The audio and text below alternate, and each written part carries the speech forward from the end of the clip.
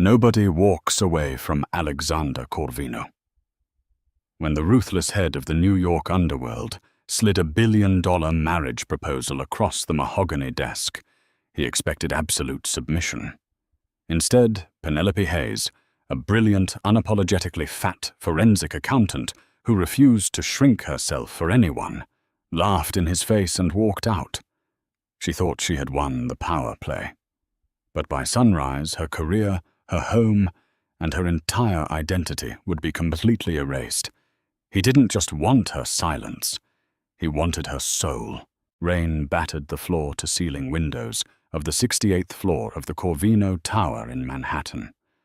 Penelope Hayes sat alone in the sprawling glass conference room, her thick fingers flying across the keyboard of her encrypted laptop. As a senior forensic auditor for Baker Tilly, a top-tier accounting firm, Penelope was used to uncovering financial discrepancies. However, what she was staring at tonight wasn't a simple rounding error or a mismanaged corporate expense account.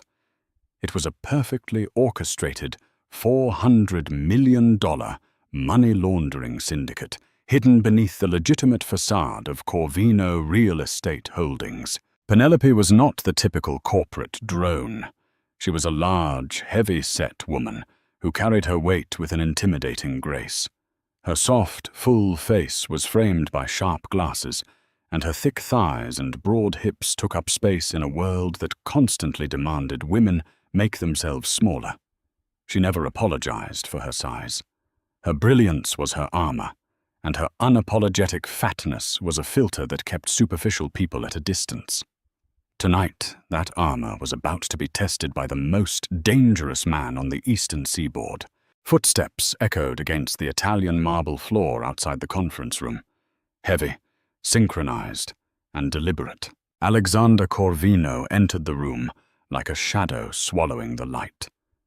He wore a bespoke charcoal Brioni suit that clung to his athletic, predatory frame. His eyes were the color of shattered ice, cold and entirely devoid of human empathy.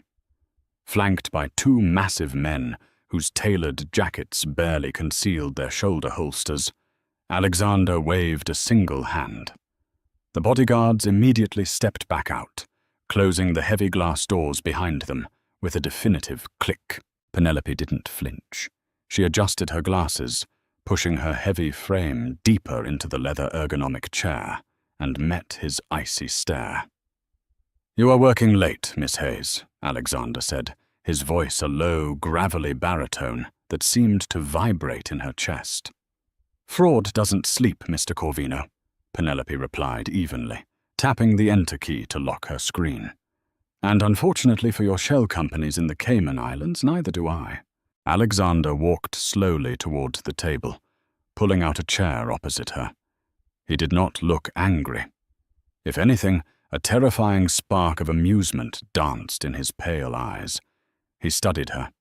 He took in her soft, round cheeks, the deep curve of her chest pressing against her silk blouse, and the sheer, unadulterated defiance radiating from her posture. Men of great power were terrified of him. Politicians groveled at his feet. Yet this plus-size accountant, armed with nothing but a spreadsheet and a sharp tongue, was staring him down like he was a minor inconvenience. "You found the offshore logistics accounts," Alexander stated, clasping his large hands together on the table. It wasn't a question. "I found everything," Penelope corrected him, her tone strictly professional. "The dummy corporations tied to a shipping conglomerate in Naples. The inflated real estate appraisals in Tribeca used to clean the cash. I know about the $300 million routed through the fictional charity in Geneva. The FBI will have the encrypted file by 8 o'clock tomorrow morning." Alexander leaned back, an unreadable expression crossing his chiseled face. "You are an incredibly intelligent woman, Penelope. You are also entirely aware of who I really am, which means you must know that sending that file is a death sentence. Killing an auditor from Baker Tilly will only bring the federal government down on your head faster." Penelope shot back, her heart hammering against her ribs, though her voice remained remarkably steady. I have dead man switches in place. If I don't log in to my secure server by noon tomorrow, the files disseminate to 5 major news outlets and the Department of Justice. Paul. A slow, dangerous smile crept across Alexander's face. It was the smile of a wolf who had just found a prey worth hunting. He reached inside his breast pocket and pulled out a thick legal document, sliding it across the polished mahogany table toward her. Penelope glanced down. It wasn't a bribe. It wasn't a threat. It was a marriage license, already filled out with her name. Sitting right beneath it was a prenuptial agreement. "What is this?" she demanded, her thick brow furrowing in confusion. "Spousal privilege," Alexander said smoothly. "A wife cannot be compelled to testify against her husband. If you marry me, the feds lose their star witness. But more than that, Miss Hayes, I find myself deeply fascinated by you. You take up space. You demand to be seen. You possess a brilliant mind and a defiance that I have been searching for in a partner." He tapped the prenup with a heavy gold ring on his index finger. "Sign the paper. You become my wife. The prenup guarantees you $1 billion transferred into a private Swiss account in your name, accessible immediately. You will live like a queen. You will have power that extends far beyond a corporate auditing cubicle. All you have to do is say yes." Penelope stared at the paper, then looked up at the mob boss sitting across from her. $1 billion. It was a sum of money so astronomical it felt fictional. But to Alexander Corvino, it was merely the cost of doing business and the cost of acquiring her. She picked up the solid gold pen he had set beside the document. Alexander's eyes darkened with satisfaction, expecting her to yield to the immense pressure and wealth. Instead, Penelope flipped the pen around, using the blunt end to casually push the contract back across the table. "I don't sell my integrity, Mr. Corvino, and I certainly don't marry monsters to balance their ledgers," Penelope said, her voice dripping with disdain. She grabbed her laptop, shoving it into her leather tote bag. She stood up, her heavy frame towering slightly as she looked down at him. "Keep your $1 billion. I'll see you in federal court." Without waiting for a response, Penelope turned and walked out of the conference room, her heels clicking loudly against the marble. She expected a bullet in her back. She expected his guards to grab her. But nothing happened. Back in the room, Alexander Corvino watched her wide hips sway as she walked out, completely unfazed by his empire. His smile widened into something dark and obsessive. She had rejected the carrot. Now she would have to face the stick. Morning light usually brought comfort to Penelope, a quiet moment to drink her Earl Grey tea and prepare for the chaotic demands of corporate auditing. Today, however, the air in her cruddy Upper West Side apartment felt suffocatingly dense. She had barely slept, her mind racing with the terrifying reality of what she had done. She had directly defied Alexander Corvino. Pushing her heavy body out of bed, she moved to the bathroom, splashing cold water on her face. She was Penelope Hayes. She was untouchable. The evidence was secured. The encrypted files were ready to send to the FBI at 8 a.m. sharp. She just needed to get to the office. Leaving her apartment building, she walked briskly to the 72nd Street subway station. Rain was still drizzling over New York City, casting a dreary grey filter over the morning commuters. When she reached the turnstile, she swiped her Metro card. Insufficient fare. Frowning, Penelope tried again. The screen flashed red. Annoyed, she pulled out her Chase Sapphire debit card to reload it at the machine. She punched in $20 and swiped. Card declined. Please contact your institution. A cold prickle of unease started at the base of her neck. She tried her American Express credit card. Declined. She tried her backup Discover card. Declined. Listen, lady, you holding up the line or what? A man in a business suit snapped from behind her. Flustered, Penelope dug into her purse, finding a single crumpled $10 bill to buy a single ride ticket. Her heart was beating a little faster now. It was just a banking glitch, she told herself. A massive, coincidental banking glitch. When she finally arrived at the towering glass headquarters of Baker Tilly, she swiped her employee badge at the security turnstiles in the lobby. Access denied. "Excuse me, Frank," Penelope said to the familiar security guard stationed at the desk. "My badge seems to be malfunctioning." Frank, a man she had brought donuts to every Friday for 3 years, looked at her with a mix of pity and absolute terror. He refused to meet her eyes. "I'm sorry, Miss Hayes. You're not in the system." "What do you mean I'm not in the system? I'm the lead senior auditor," Penelope argued, her deep voice echoing in the marble lobby. Before Frank could answer, the elevator dinged, and Brenda, the director of human resources, stepped out. Brenda looked pale, clutching a manila folder tightly against her chest. She approached Penelope as if approaching a live bomb. "Penelope," Brenda whispered, glancing nervously around the lobby. "You need to leave." "Brenda, what is going on? My badge isn't working and my bank cards are acting up. I need to get up to my terminal to send a file to the DOJ." "There is no file," Brenda said, her voice shaking violently. "Our servers were completely wiped at 3 a.m. A massive cyber intrusion. Everything you worked on for the Corvino account is gone. And you've been terminated, Penelope. Effective immediately." Penelope's heavy chest heaved as she took a step back, the blood draining from her soft cheeks. "Terminated? For what? For doing my job? You can't do this. David has to sign off on a senior firing." "David resigned at 4 a.m. and boarded a flight to London," Brenda interrupted, thrusting the manila envelope into Penelope's hands. "You are blacklisted, Penelope. Your CPA license has been flagged for gross financial misconduct by the state board. Nobody in this city will ever hire you again. Please, just leave before building security has to forcefully remove you."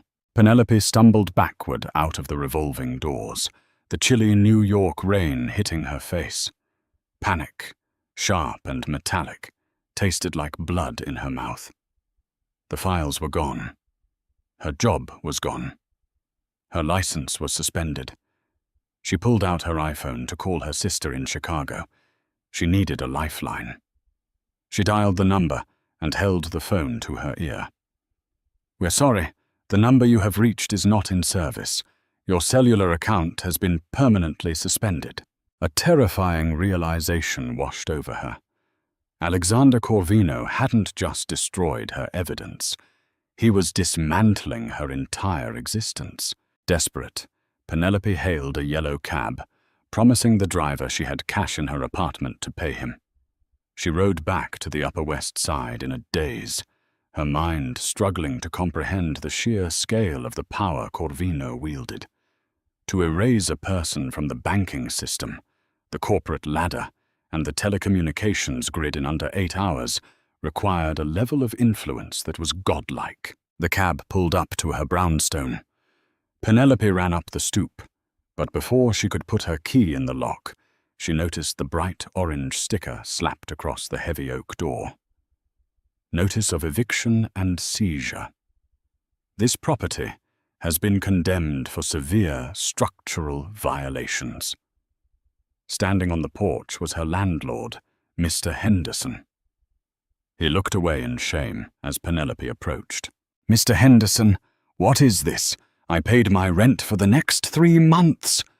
Penelope yelled, her voice finally breaking. "The city inspectors came at dawn, Penelope. They said the foundation is collapsing. I had to surrender the building to a private developer who bought the block this morning. Your belongings have already been moved to a storage facility in Queens. You can't be here."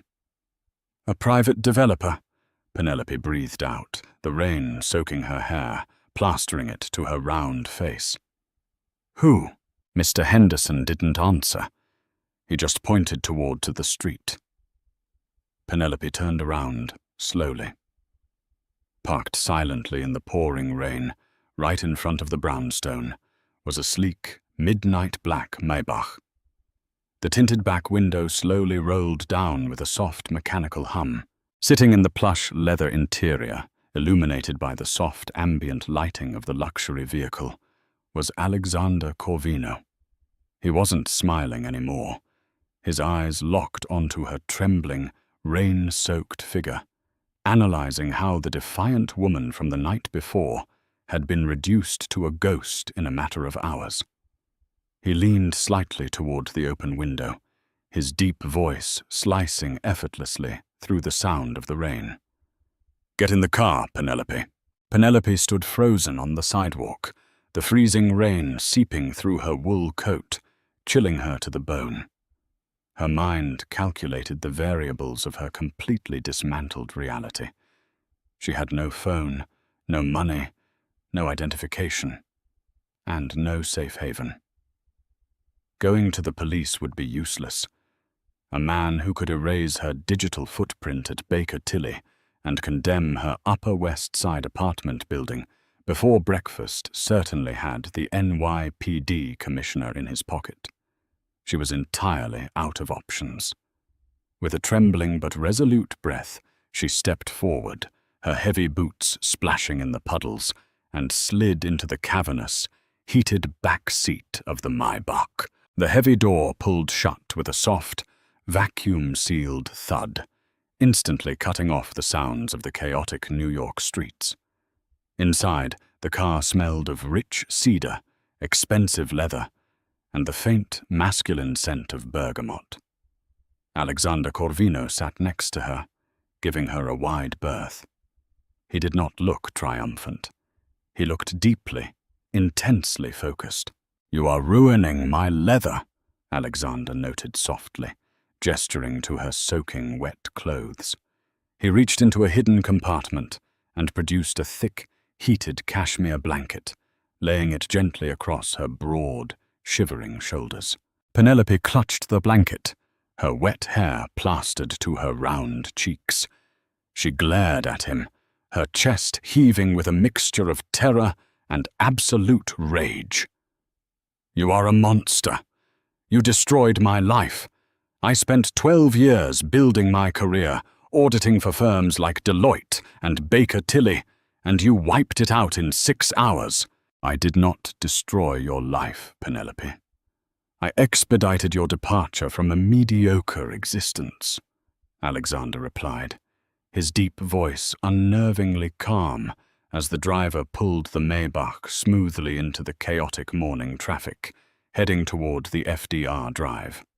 "You were making $300,000 a year to find pennies for corporate executives who would replace you tomorrow. You are a genius. You belong in an empire, not a cubicle. I belong in a prison now, thanks to whatever you planted to flag my CPA license," she spat, wiping rainwater from her thick-framed glasses. "Where are we going?" "We are going to my estate in Southampton," Alexander stated, pouring 2 glasses of amber liquid from a crystal decanter built into the console. He offered her one, but she refused. He took a slow sip. "And I did not wipe your life merely to punish you for rejecting my proposal. I did it to keep you breathing." Penelope scoffed, crossing her thick arms over her chest. "Right. The classic abusive tactic. You ruin me to save me." Alexander's eyes flashed with a sudden, dark intensity.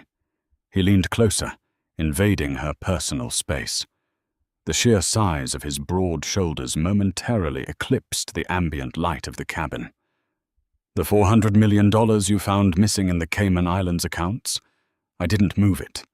Someone in my organization stole it from me. Someone very close to me. And whoever it is, they knew Baker Tilly was conducting an internal audit for the state. They wanted you to find those discrepancies.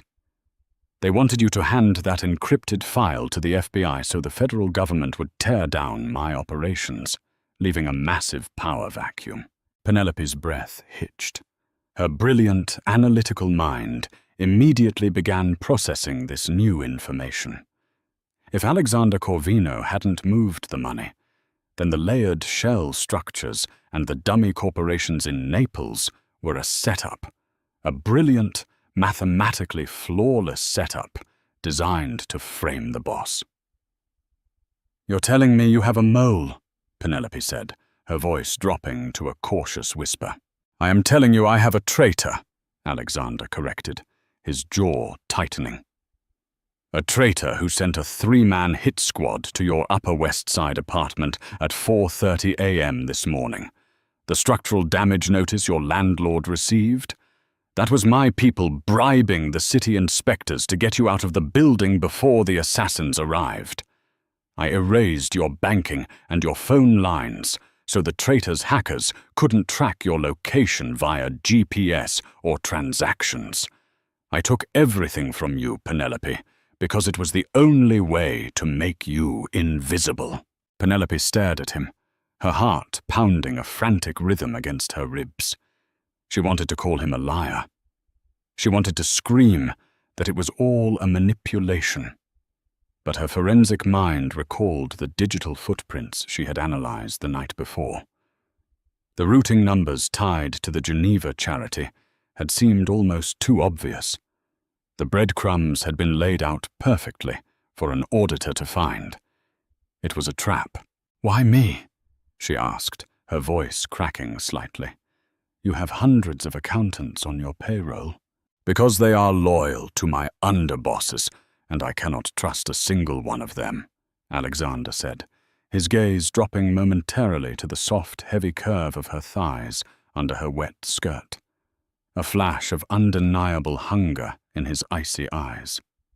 "I need an outsider. I need a woman who has the audacity to look a billionaire mafia boss in the eye and tell him to go to hell. I need your brilliant mind, Penelope. I need you to trace that 400 million and give me a name." "And if I refuse?" she challenged, lifting her chin to expose her soft, thick throat. "Then I will hand you a new passport, $50 million in untraceable bonds, and a private jet to anywhere in the world," Alexander promised, his voice thick with a strange, possessive reverence. "But you will never be safe from the people trying to kill me. Stay. Marry me. Let me protect you, and let us destroy them together." The Maybach sped down the highway, the rain washing the windows. Penelope Hayes, the fiercely independent fat woman who had never needed anyone, suddenly realized she was caught in the center of a deadly underworld war. And the only way out was through. Heavy iron gates parted like the Red Sea as the Maybach approached the sprawling, high-security perimeter of the Corvino estate in Southampton. Penelope peered through the tinted glass, her breath fogging the window. The property was a fortress masquerading as a modern architectural masterpiece. Massive concrete walls were softened by meticulously manicured ivy, and armed guards in tactical gear patrolled the perimeter with imposing German shepherds. Beyond the security checkpoint sat a breathtaking 40-room mansion overlooking the grey, churning Atlantic Ocean. "Welcome to your new home, Miss Hayes," Alexander said, his tone shifting back to the authoritative, commanding cadence of a ruthless boss. "I haven't agreed to anything," Penelope reminded him sharply, clutching her damp coat around her full figure.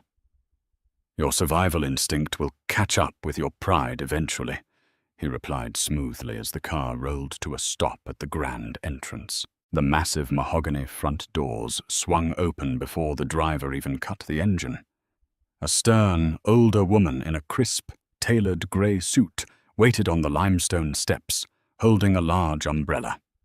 She was introduced as Mrs. Higgins, the estate manager. "Take Miss Hayes to the East Wing," Alexander instructed, not waiting for Penelope to step out completely. "Draw her a hot bath, provide her with whatever clothing she requires, and have a hot meal sent to her suite. She is not a prisoner, Mrs. Higgins. She is an honored guest. Treat her with the utmost respect." Penelope was immediately whisked away into the cavernous interior of the mansion. The sheer opulence of the estate was dizzying. Original Renaissance paintings hung on Venetian plaster walls, and massive Swarovski crystal chandeliers illuminated the grand hallways.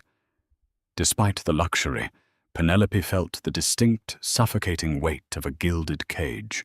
Her suite in the East Wing was larger than her entire New York apartment. Floor-to-ceiling bulletproof windows offered a sweeping view of the stormy beach. After a blistering hot shower that finally washed the freezing dampness from her bones, Penelope found a wardrobe completely stocked with high-end designer clothing.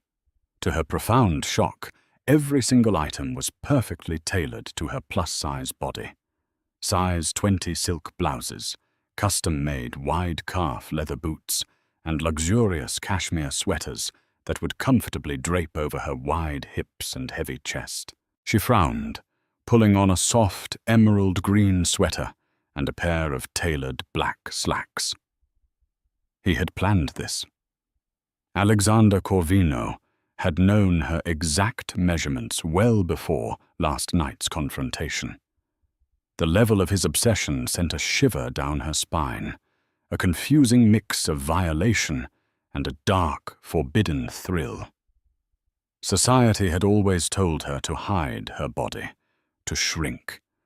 Alexander had explicitly curated a wardrobe designed to showcase her powerful, soft curves. An hour later, a heavy knock echoed through her suite. The door swung open, and Alexander entered Huntour, carrying a sleek, silver briefcase. He had changed into a dark navy turtleneck and tailored trousers, looking less like a CEO and more like a lethal predator relaxing in his den. He set the briefcase on the solid oak desk in the corner of her room and popped the locks. "Your new workstation," he announced. Penelope cautiously approached the desk. Inside the briefcase was a state-of-the-art encrypted laptop, a secure satellite phone, and 3 thick ledgers bound in black leather. "These are the raw, unedited financial logs of my 5 top lieutenants," Alexander explained, stepping behind her.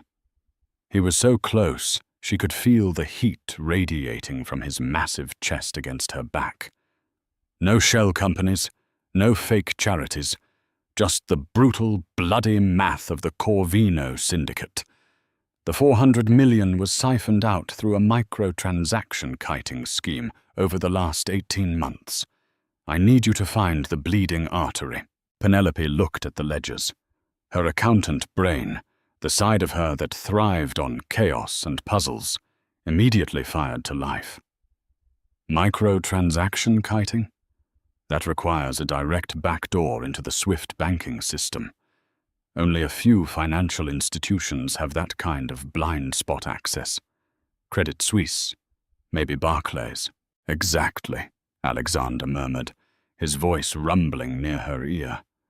His large, calloused hand slowly came up, resting heavily on her thick waist.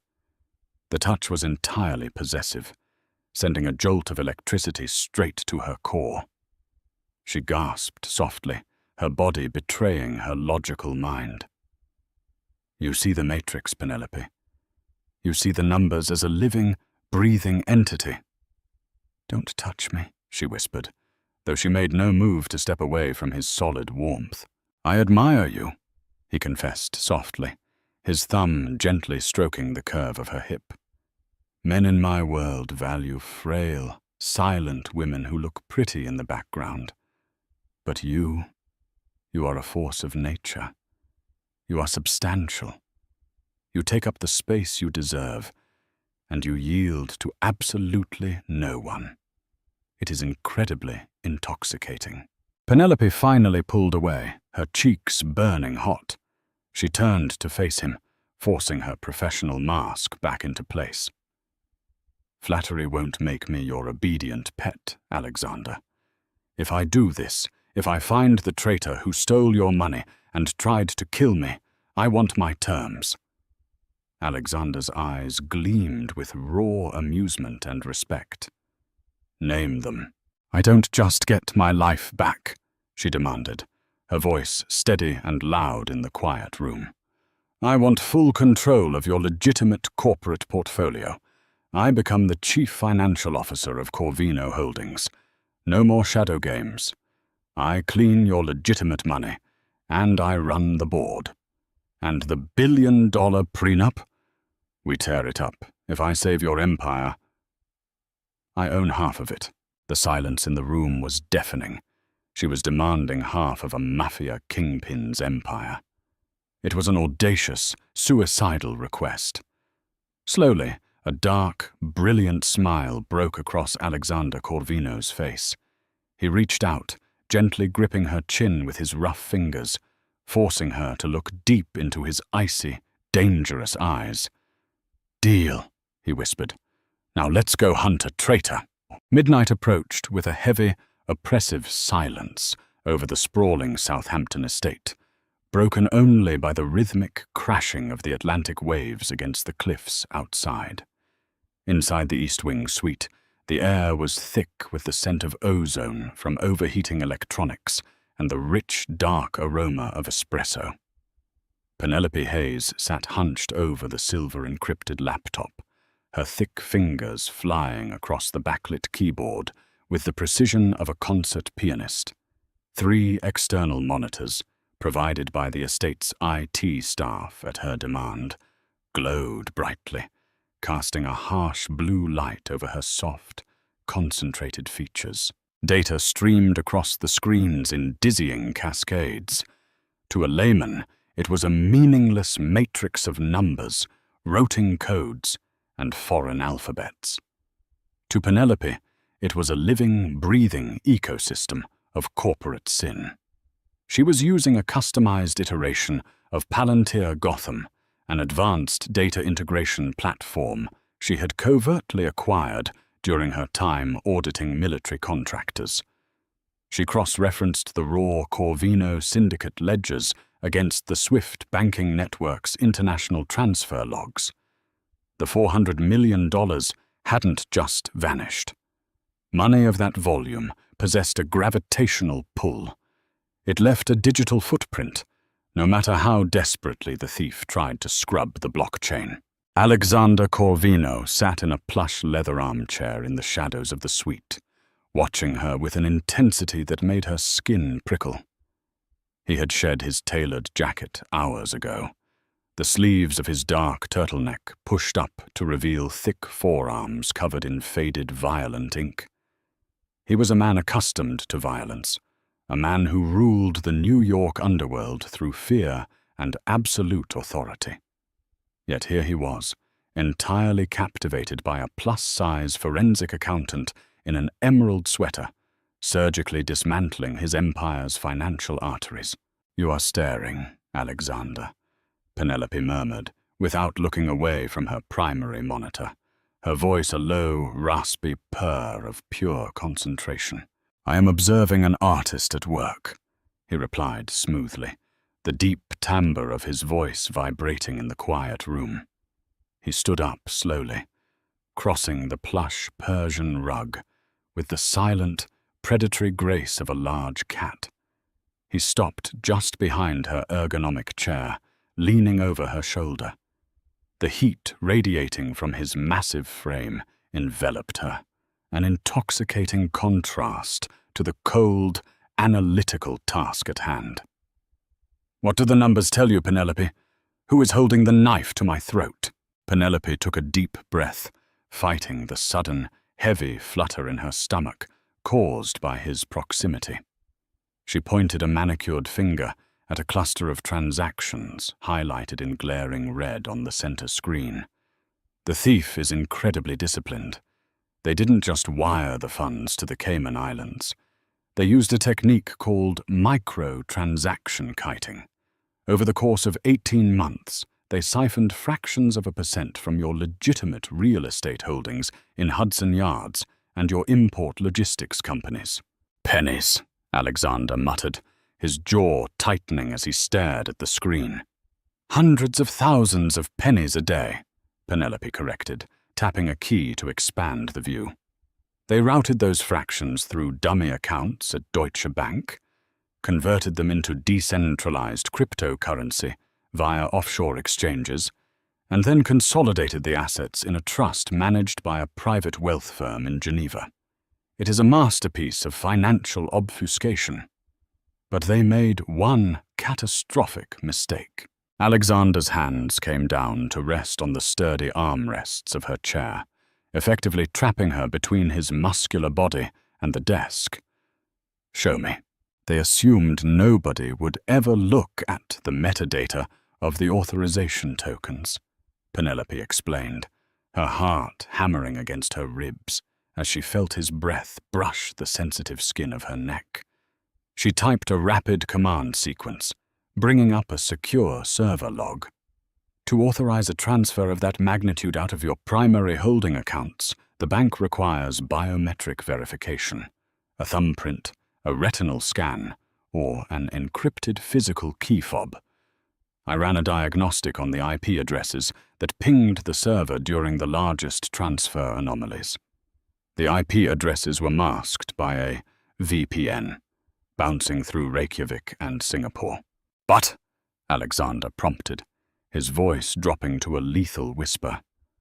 "But the MAC address, the unique hardware identifier of the actual computer used to authorize the transfer, is hard-coded," Penelope said, turning her head slightly. Her soft lips were mere inches from his sharp jawline. "I traced the MAC address. The transfers weren't made from a burner laptop in a foreign country.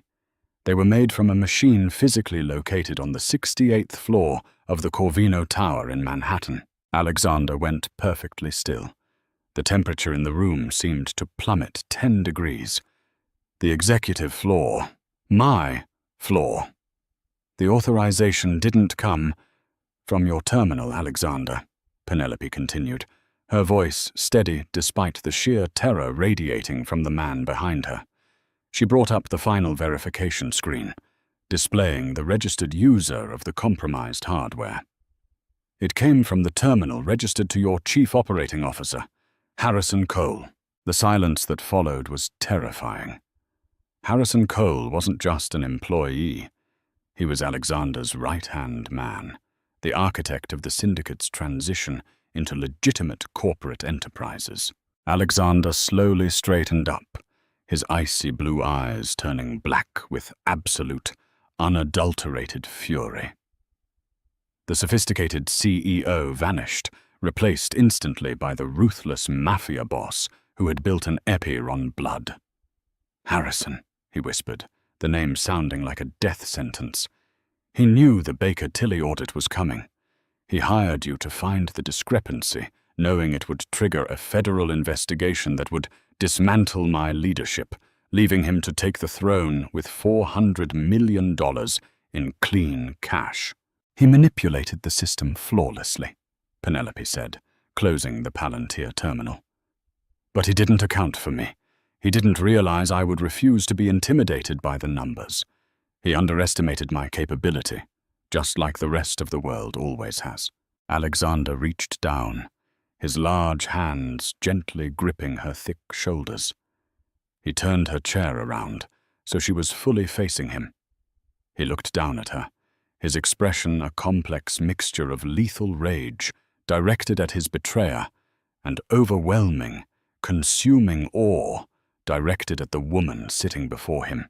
"He underestimated you," Alexander agreed, his voice thick with raw emotion. He reached out, his knuckles grazing the soft, full curve of her cheek.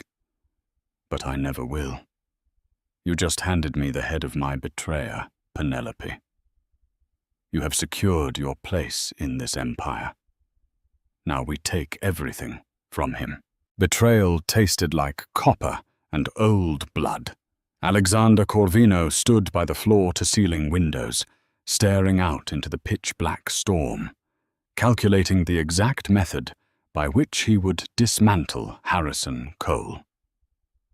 Behind him, Penelope was already pulling up the administrative back doors she possessed from her time auditing the financial institutions tied to the Corvino accounts. If Harrison had the money consolidated in Geneva, she needed to freeze the routing numbers before he realized his digital ghost had been spotted. Suddenly, the heavy crystal chandelier above them flickered. Once, twice. Then the entire east wing plunged into absolute, suffocating darkness. The low mechanical hum of the estate's climate control ground to a halt. Outside the heavy suite doors, the subtle sounds of the mansion's usual nighttime operations ceased entirely. The silence was deafening. "Alexander," Penelope asked, her voice tight with immediate panic. "Stay exactly where you are," Alexander commanded. The rustle of fabric indicated he was moving rapidly through the dark. A second later, the metallic sh-clack of a heavy slide being racked echoed in the pitch-black room. He had armed himself. "The backup generators should kick in automatically," Penelope said, her fingers hovering blindly over the keyboard, unless the main line was intentionally severed past the fail-safes. "The Cisco security grid is hardwired on an independent circuit. It doesn't go down from a storm," Alexander said, his voice cold and analytical. He moved back to her side, a heavy tactical flashlight snapping on, casting a harsh beam across the room. In his other hand, he held a matte black Sig Sauer P226. "Harrison knows. He monitored my encrypted communications. He knows I brought you here instead of killing you. He knows you're tracking the money." "He sent them," Penelope breathed, the reality of the situation slamming into her chest like a physical blow. The hit squad that had missed her in New York had followed them to Southampton. "Get under the desk," Alexander ordered, his eyes locked on the heavy mahogany doors of the suite. "Do not come out until I tell you." "I can't," Penelope shot back, her stubborn defiance flaring even in the face of death. The emergency battery backup of her laptop kicked in, the 3 screens illuminating her face in a pale, ghostly light. "Harrison is initiating the final transfer.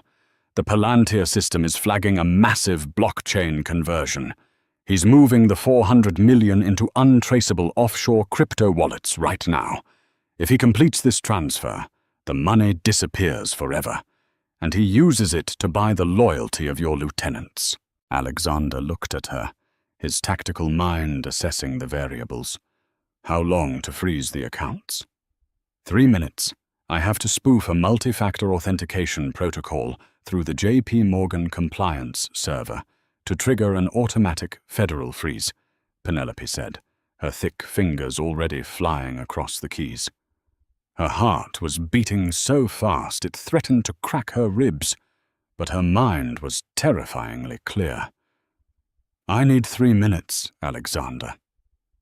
"I will give you 4, he promised grimly. Heavy tactical footsteps echoed in the hallway outside. The Corvino estate guards had either been compromised by Harrison's payroll or neutralized. Boom! The heavy oak door splintered inward as a breaching charge blew the hinges clean off the frame. Smoke and drywall dust billowed into the suite. 3 men, clad in black tactical gear and Kevlar vests, poured through the breach, suppressed submachine guns raised. Alexander didn't hesitate. He stepped directly in front of the desk, shielding Penelope's body with his own massive frame. He raised the Sig Sauer, his face an emotionless mask of lethal efficiency. He fired twice. The sharp, deafening cracks echoed in the enclosed space. The lead attacker dropped instantly, 2 rounds perfectly placed in the center of his visor. Penelope flinched at the noise, tears of sheer adrenaline blurring her vision, but she forced her eyes to remain locked on the screens. She typed a rapid sequence of commands, exploiting a known vulnerability in the Swift network's temporary holding protocol. Transfer 42% complete. Bullets tore through the suite, shattering the monitors on the periphery, raining glass and plastic down onto Penelope's broad shoulders.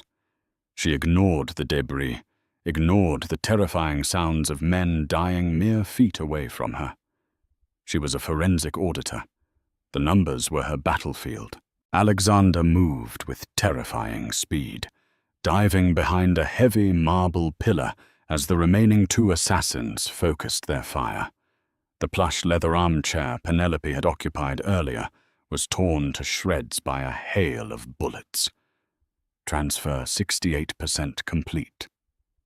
"Come on, come on," Penelope whispered frantically, initiating the spoofed J.P. Morgan override credential. The system demanded a secondary authorization. She ruthlessly bypassed it, using a 0-day exploit she had discovered years ago. Alexander returned fire, dropping the second man with a shot to the exposed throat above the Kevlar line. The final assassin realized the tactical disadvantage and threw a flashbang grenade toward the desk. "Close your eyes!" Alexander roared. Penelope slammed her eyes shut and covered her ears. The grenade detonated with a blinding flash and a concussive roar that vibrated through her heavy bones, disorienting her completely. Her ears rang with a high-pitched whine. Through the smoke, the final assassin rushed the desk, aiming his weapon directly at the laptop. Before the man could pull the trigger, Alexander launched his massive body across the room, tackling the assassin to the floor. The 2 heavy men crashed into the antique bookshelves, splintering wood and shattering glass. A brutal, hand-to-hand struggle ensued in the darkness. Penelope forced her eyes open, blinking away the spots. Transfer 94% complete. She slammed her hand down on the enter key, executing the freeze command. A red banner flashed across all 3 screens. Federal compliance freeze initiated. Assets locked in escrow. Transfer failed. She had done it. The $400 million was frozen dead in the water. Harrison Cole was completely cut off from the funds. A sickening snap echoed from the corner of the room, followed by the heavy thud of a body hitting the floor. Alexander stepped out of the shadows, breathing heavily, blood smeared across his sharp jawline. He looked at the shattered room, then at the glowing red banner on the screen, and finally at Penelope. She sat behind the desk, her emerald sweater covered in dust, her thick frame trembling uncontrollably as the adrenaline began to crash. Alexander dropped his weapon on the desk. He reached down, pulling her heavy, shaking body up from the chair and directly into his chest. He wrapped his massive arms around her, burying his face in her dusty hair. "You got it," he whispered fiercely, his heart pounding against hers. "You brilliant, magnificent woman. You got it." Penelope collapsed against him, her arms wrapping around his thick waist. She had survived the night. She had saved his empire. And as he held her in the ruins of the shattered suite, she realized with terrifying clarity that she was no longer just an auditor. She was the queen of the Corvino syndicate. Dawn broke over the churning Atlantic, painting the storm-ravaged sky in bruised shades of violet, crimson, and gold. Inside the heavily guarded walls of the Southampton estate, the terrifying chaos of the night had been replaced by the cold, meticulous efficiency of the Corvino Syndicate's cleanup crew. Bodies had been silently removed, shattered glass swept away into neat piles, and the breached oak doors replaced with temporary steel barricades. Penelope stood in the exact center of Alexander's massive wood-paneled private study. She was wearing a dark plum, custom-tailored suit that Mrs. Higgins had somehow procured by sunrise. The rich, heavy fabric hugged her broad hips and thick thighs, accentuating her imposing, powerful silhouette. She ran her hands down the front of her jacket, feeling the fine stitching. She no longer felt like a terrified corporate accountant running for her life. She felt like a sovereign, surveying her newly conquered domain. Alexander leaned against the edge of his mahogany desk. He wore dark trousers and a fresh white dress shirt stretched tight across his broad chest, the top 3 buttons undone to reveal a hint of the dark ink marking his collarbone. He watched her with a heavy, unblinking gaze that felt like a physical caress, tracking every confident movement she made. Heavy, synchronized footsteps echoed in the stone corridor outside. 2 massive enforcers entered the study, dragging a bloodied, violently bruised Harrison Cole between them. The former chief operating officer, a man who had commanded fear across the eastern seaboard, was unceremoniously thrown to the center of the plush Persian rug. He coughed, looking up. His arrogant sneer faltered instantly as his eyes bypassed his boss and landed on the large, imposing woman standing beside the desk. "Harrison," Alexander greeted, his voice dangerously soft, possessing the lethal calm of a drawn blade. "You look tired." Harrison spat a glob of blood onto the floor, his face twisting with pure venom as he glared at Penelope. "You let a glorified number cruncher take down the Empire? A pathetic, oversized desk jockey? She got lucky, Corvino. My men will regroup. They will hit you again by nightfall." Penelope didn't shrink under his hateful, derogatory glare. She had spent a lifetime dealing with men who tried to diminish her because of her size. Instead, she took a deliberate step forward, the heavy heels of her leather boots clicking sharply against the hardwood floor. Her deep, authoritative voice commanded the massive room. "Your men are currently boarding commercial flights to South America, Harrison, because their payroll bounced," Penelope stated coldly. "As of 6 o'clock this morning, I didn't just freeze your offshore crypto wallets. I systematically dismantled your entire digital existence." Harrison's pale, beaten face drained of its remaining color. "What are you talking about?" "I used the exact same protocols you utilized to erase me yesterday morning," Penelope explained, looking down at him with absolute disdain. "I flagged your biometric passport with Interpol for international terrorism financing. I emptied your private Cayman trusts, bypassed the escrow, and routed the capital directly back into the Corvino Real Estate Holdings accounts. I even triggered a hostile foreclosure on your penthouse in Tribeca. You have no money, no identity, and absolutely no leverage. You are completely, utterly invisible to the world." Harrison stared at her in horrified, absolute silence. He turned his desperate, wide eyes to his former boss. "Alexander, listen to me. She's a massive liability. You can't trust an outsider with this level of administrative clearance. She will ruin us." Alexander pushed himself off the mahogany desk, walking slowly toward the man who had been his trusted right hand for a decade. "She is not an outsider, Harrison. She is the brilliant architect of your absolute ruin." He didn't even bother to pull his weapon. He just gestured dismissively to his enforcers. "Take him to the harbor. You know what to do with traitors." Harrison began to scream, thrashing wildly as he was dragged backward out of the study. His frantic pleas echoed down the stone hall until the heavy steel doors slammed shut, plunging the room back into a heavy, intimate silence. Penelope exhaled a long, shaky breath, her thick shoulders dropping slightly as the lingering adrenaline finally began to leave her system. She turned around to find Alexander standing only inches away, completely invading her personal space. "You are incredibly terrifying," Alexander murmured, lifting a large, calloused hand to brush a stray lock of dark hair behind her ear. His touch was shockingly gentle, a stark, breathtaking contrast to the brutal violence he commanded mere seconds ago.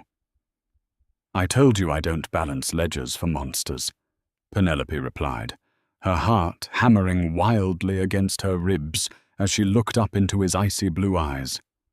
"I just destroyed one," Alexander smiled, a genuine, breathtaking expression that entirely transformed his sharp, predatory features.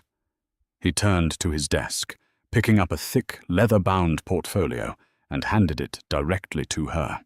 Penelope opened it cautiously. Inside were fresh legal documents, heavily notarized, stamped, and completely binding. They were the master articles of incorporation for Corvino Holdings. She scanned the executive structure with her trained eyes. Her name, Penelope Hayes, was listed directly at the top as the chief financial officer and 50% majority shareholder of all legitimate syndicate enterprises. "You actually did it," she breathed, staring at the staggering transfer of wealth and absolute power resting in her hands. "I keep my promises to the people who prove their loyalty," Alexander said, his voice dropping to a low, rough whisper. He reached into his trouser pocket and pulled out a small, black velvet box. He didn't drop to one knee. Mafia kings knelt for absolutely no one. But he opened the box to reveal a massive, flawless emerald-cut diamond ring that caught the morning sunlight like liquid fire. "Yesterday, I offered you $1 billion to buy your silence and force your compliance," Alexander stated, his eyes locked onto hers with burning, undeniable intensity. "Today, I am offering you half of my entire world because I cannot rule it without you. You are brilliant. You are magnificent. You are exactly the fierce, untouchable queen this syndicate needs. Marry me, Penelope. Not as a hostage, as my true equal." Penelope looked at the spectacular ring, then at the lethal man offering it. He didn't want her to change. He didn't want her to shrink, hide, or conform to an impossible societal standard. He actively worshipped the space she took up. He had seen her intellect, her far, and her heavy, beautiful body, and he had surrendered his entire empire just to keep her by his side. She reached out, her soft, thick fingers tracing the sharp, rough line of his jaw. "I want full veto power on all international real estate acquisitions," she demanded softly, a wicked, triumphant smile playing on her lips. Alexander let out a rough, breathless laugh, wrapping his massive, heavily tattooed arms around her thick waist and pulling her flush against his solid chest. "You can have absolutely anything you want, Mia Regina." "Then yes," Penelope whispered, right before his lips crashed down onto hers. The kiss was entirely consuming, tasting of danger, hard-won victory, and a dark, unbreakable promise. Penelope Hayes had lost her mediocre, quiet life in a matter of hours.